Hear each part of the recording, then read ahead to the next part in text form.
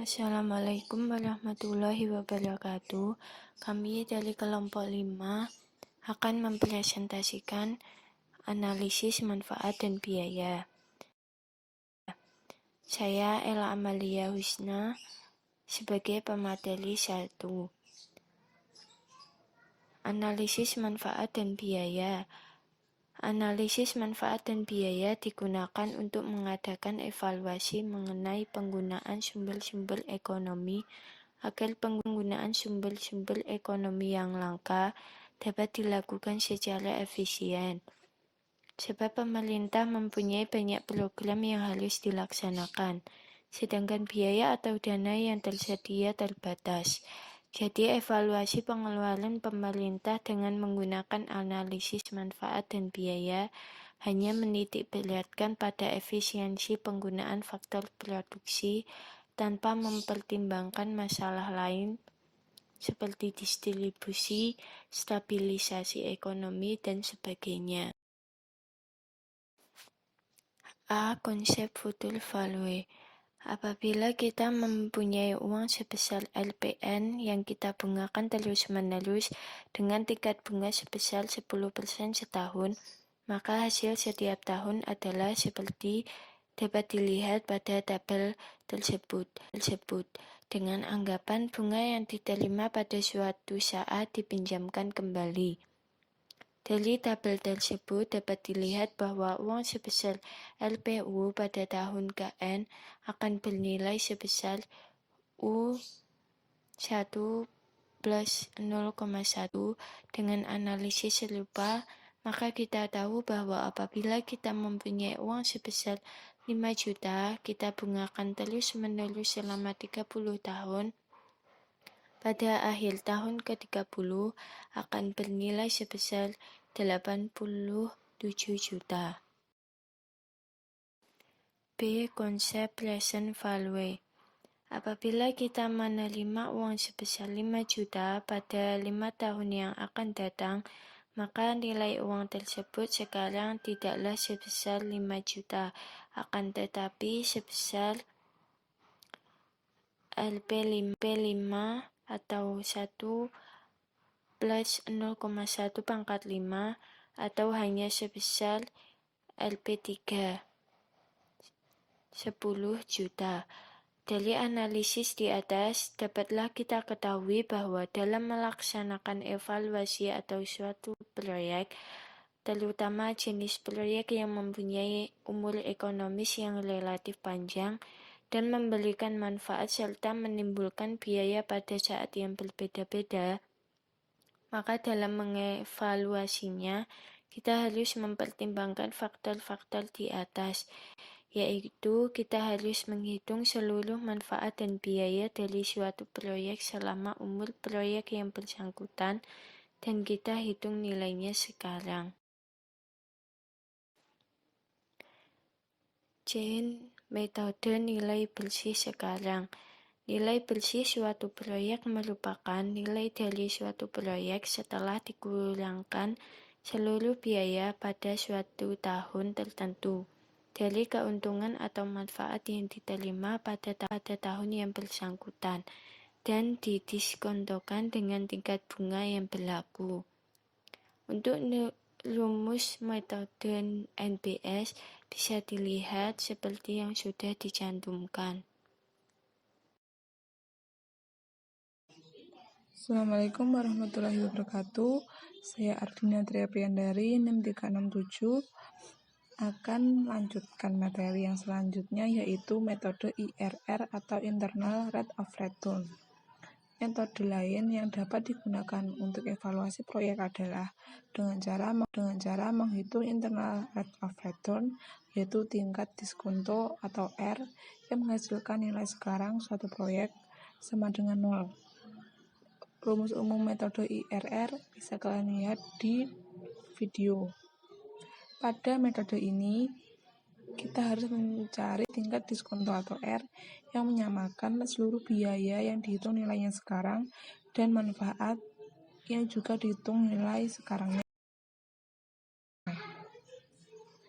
Selanjutnya, beberapa kelemahan metode IRR. Yang pertama, dapat menyebabkan pemilihan proyek yang keliru karena metode ini tidak memperhatikan skala investasi. Yang kedua, evaluasi suatu proyek dengan menggunakan metode IRR mungkin akan memberikan hasil yang kurang memuaskan. Untuk materi yang selanjutnya yaitu metode rasio manfaat biaya. Metode rasio manfaat biaya adalah suatu cara evaluasi suatu proyek dengan membandingkan nilai sekarang seluruh hasil diperoleh dari proyek tersebut dengan nilai sekarang seluruh biaya proyek tersebut. Formula RMB atau PE dikurangi C rasio bisa kalian lihat di video. Berdasarkan metode ini, suatu proyek akan dilaksanakan apabila M atau C lebih dari 1. Metode B dikurangi C rasio akan memberikan hasil yang konsisten dengan metode NBS apabila B atau C lebih dari 1, berarti pula B dikurangi C lebih dari 0. Metode B dikurangi C rasio mempunyai kelemahan dalam hal membandingkan dua buah proyek karena tidak ada pedoman yang jelas mengenai hal-hal yang masuk sebagai perhitungan biaya atau manfaat. Untuk suatu hal dapat dimasukkan sebagai biaya tetapi dapat juga dimasukkan sebagai manfaat sehingga kemungkinan terjadinya manipulasi evaluasi. Yang selanjutnya yaitu langkah-langkah dalam evaluasi suatu proyek. Yang pertama, identifikasi manfaat dan biaya proyek. Manfaat dan biaya proyek itu dibagi menjadi 2, yaitu manfaat langsung dan manfaat tidak langsung. Manfaat langsung misalnya proyek pembangunan dam untuk mengairi sawah. Manfaat tidak langsung dalam hal ini pembangunan dam di atas. Manfaat tidak langsung adalah kenaikan produktivitas tanah di luar area pengairan dari dam tersebut.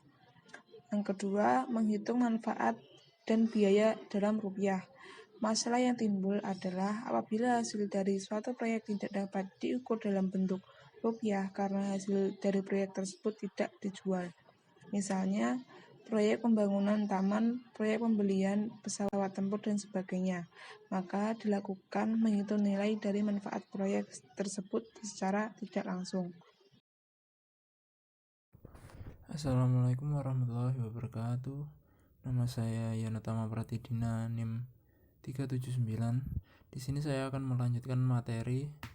Di sini materi yang saya sampaikan yang pertama yaitu tentang analisis manfaat dan biaya proyek pemerintah. Pada analisis penghitungan manfaat dan biaya pada proyek swasta, manfaat umumnya diukur dengan cara mengalihkan jumlah barang yang dihasilkan dengan perkiraan harga barang. Biasanya yang diperhitungkan adalah semua biaya yang langsung digunakan dalam proyek tersebut berdasarkan harga pembeliannya. Ini berbeda dengan proyek-proyek pemerintah, sebab pada umumnya manfaat penggunaan sumber-sumber ekonomi diukur dengan harga pasar oleh karena harga pada pasar persaingan sempurna mencerminkan nilai sesungguhnya dari sumber-sumber ekonomi yang digunakan. Pada keadaan di mana tidak terdapat persaingan sempurna, maka harga tidak menunjukkan nilai sumber-sumber ekonomi yang sesungguhnya.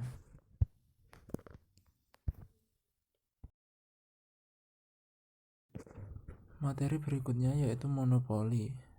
Apabila suatu proyek pemerintah menggunakan faktor-faktor produksi yang dibeli pada pasar persaingan tidak sempurna, maka harga-harga faktor tersebut menjadi lebih tinggi dari biaya marginalnya. Harga mana yang digunakan dalam evaluasi proyek pemerintah tergantung dari dampak penggunaan input dalam tersebut. Apabila dengan digunakannya suatu barang sebagai input dalam suatu proyek pemerintah menyebabkan produksi barang tersebut bertambah sebanyak input yang digunakan dalam proyek pemerintah, maka biaya oportunitas masyarakat adalah nilai dari tambahan input yang digunakan untuk menghasilkan tambahan barang tersebut, yaitu biaya produksi marginal, dan sebaliknya. Assalamualaikum warahmatullahi wabarakatuh. Perkenalkan, saya Rizkina Anggraini, NIM 371. Di sini saya akan melanjutkan pembahasan dari pemateri sebelumnya, yaitu mengenai perbedaan analisis manfaat dan biaya proyek pemerintah. Di sini saya akan membahas pada poin adanya pajak dan pengangguran. Untuk yang pertama yaitu mengenai adanya pajak. Pajak merupakan sumber penerimaan negara yang sangat penting dalam menopang pembiayaan pembangunan yang bersumber dari dalam negeri. Besar kecilnya pajak akan menentukan kapasitas anggaran negara, baik untuk pembiayaan pembangunan maupun untuk anggaran rutin. Pajak sebagai instrumen fiskal yang merupakan penerimaan negara kemudian menjadi suatu investasi pemerintah dan digunakan untuk memenuhi kemakmuran rakyat. Apabila suatu barang dikenakan pajak, maka harga yang dibayar oleh pembeli lebih tinggi daripada harga yang diterima produsen atau penjual, karena sebagian harga dibayarkan kepada pemerintah. Apabila proyek pemerintah yang dievaluasi membeli suatu barang yang dikenakan pajak penjualan, maka untuk tujuan evaluasi proyek harga, manakah yang harus dimasukkan sebagai harga input? Kasusnya adalah sama seperti pada kasus monopoli, yaitu kalau jumlah produksi meningkat atau bertambah, maka yang dipakai adalah harga yang diterima produsen atau penjual. Sedangkan kalau harga barang atau input diperkirakan tidak akan bertambah, maka harga pasarlah yang dipakai. Selanjutnya adalah mengenai poin pengangguran. Analisis manfaat biaya pada umumnya didasarkan pada suatu asumsi bahwa semua faktor produksi telah digunakan sepenuhnya. Suatu proyek mungkin menggunakan tenaga kerja yang sedang menganggur dengan tak dikehendaki.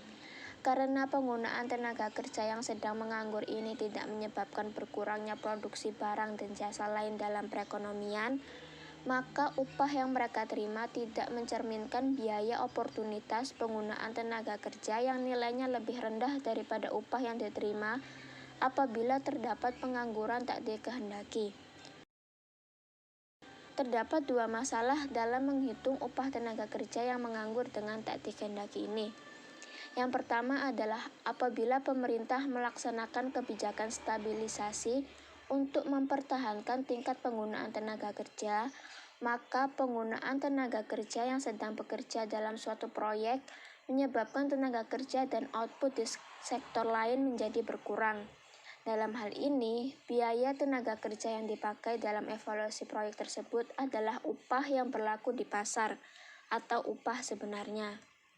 Yang kedua adalah apabila tenaga penganggur yang dipakai dalam suatu proyek mungkin sebenarnya tidak menganggur secara tidak dikehendaki selama pembangunan proyek yang bersangkutan, maka yang dipakai dalam evaluasi proyek adalah upah bayangan. Perakiraan mengenai prospek kesempatan kerja merupakan suatu masalah yang sangat sulit, dan mengenai perhitungan biaya tenaga kerja ini, tidak ada suatu konsensus mengenai cara menghitung biaya sosial tenaga kerja. Untuk praktisnya, dalam banyak evaluasi proyek perhitungan biaya tenaga kerja dengan cara menggunakan harga yang berlaku atau harga yang sebenarnya.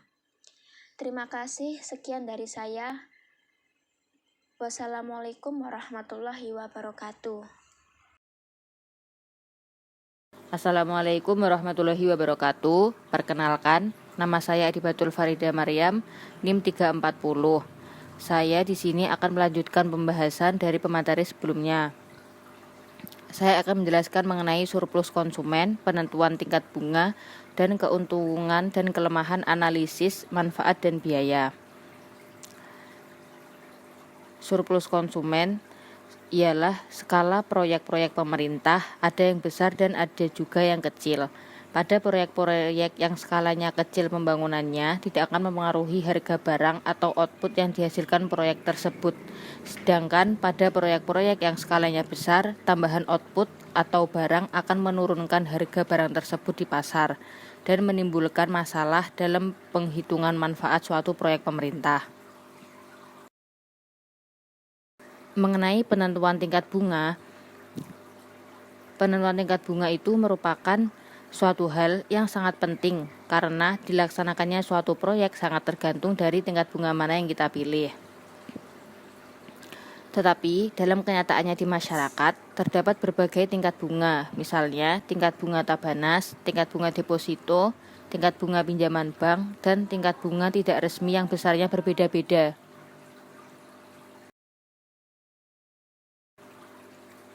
Selanjutnya, mengenai keuntungan dan kelemahan analisis manfaat dan biaya.